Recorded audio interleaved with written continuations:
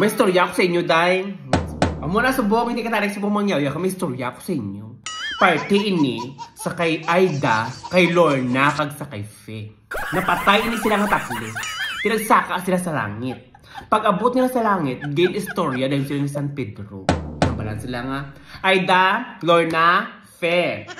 Diri sa langit, wala katagli sa mga rules na kung ano-ano man. Isagid lamang. Baw, nagplakpak sila nga tatlo tayo. Kaya nga, nasa dyan, ay, dili gali sa langit. Sila, wala rules. Kailangan happy-happy lang. Ginambal nila sa San Pedro. San Pedro, anong rules?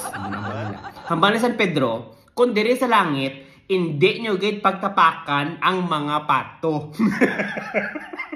Isa lang ginang rule. Hindi ninyo pagtapakan ang mga pato. Kung pag lang tayo, ay grabe, sa langit, damo pato.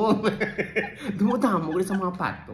Muna, tingin sa ng tatlo. Hoy, Aida, bis ka na naman matabo, hindi tagay pagtapakan ng pato. Muna, Bim. Pagkalason nga adlaw, baw anhon manimo kay si Aida, baw daw tala-tala. Gatala-tala si Aida, baw natapakan niya ang pato. Tinig doon nila nadumduman, nga once gali nga makatapak ikaw sang pato, pusasan kaday. Gapuson ikaw, kag ipaubdon ikaw sa mga malaway ng mga lalaki. Tanan-tanan dyan nga mga laway, day. Mako mong imagine mo mga gapong ko, kada ginagapos ka, hindi ka makagiho. Tapos tanan-tanan nga mga tao, mga laway nga mga lalaki. Siyempre si Aida, hindi ako nauna. Pagkalaso naman nga adlaw, baw anhon mo kay si Lorna nakalapak man sang pato. Kaya mo matagin mo kay Lorna. Ginpusasan man siya dahil gingapos kag ginbutang ko sa mga puros mga laway-laway nga mga lalaki. Ining si Fe, ulihin na ginagambagin si Fe kasi niya, baw, hindi ko yung magtapak pato. Bahala na dabi sana no matabo pa sa hindi ko yung magtapak pato. Si Fe day, wala na siya galakat-lakat, wala siya nagagiugiho. Parang hindi kasi ganun makatapak pato, kaya minsan ganun di yung mga pato, ginagdamo siya pato.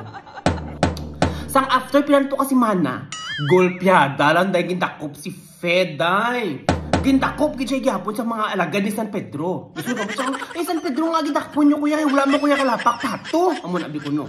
Dason ginkuan gid siya, dason gingapos na to siya. Gingapos at saka ginkuan ginpusasan kag gingapos amo ni. Tapos nag-abot ang gwapo nga lalaki day. Tingnan ang gwapo mo ning ako niya kay dapat usually kung gapuson ka sa mga laway kay nga lalaki ibutang. Tingnan nga gwapo mo ning ako niya man.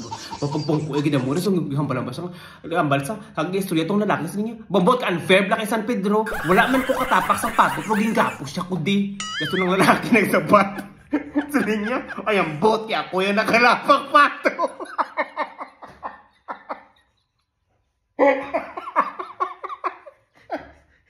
Teko na mo, si Fe ang laway sa ilatan na.